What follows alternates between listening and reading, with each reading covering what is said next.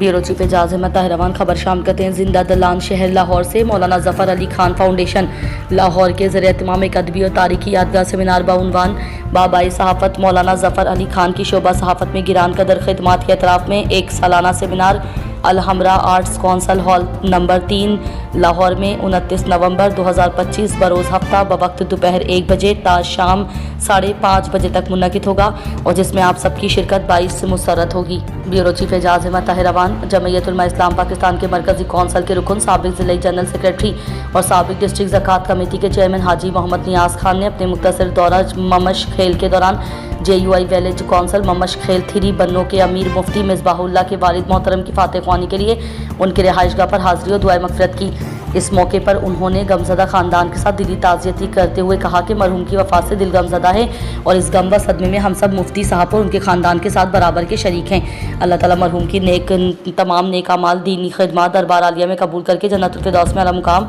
जबकि पसमानदगान को सब्र जमील अता फरमाएँ। अलावा इस दौरान हाजी मोहम्मद नियाज़ खान जमाती कारकुनों से मिलकर मौजूदा हालात पर तफसीली बातचीत की और अमन की बहाली पर कौम की खुशहाली के लिए भी खुसूसी दुआ की गई। उन्होंने भी कहा कि हमारा जीना मरना जमात कारकुनों और अवामी खिदमत के लिए, जहाँ गाँव वालों ने उसका शुक्रिया अदा किया और मौसूफ को इंतहाई महज़्ज़ब तरीक़ा और इज़्ज़त से रुख़सत किया है।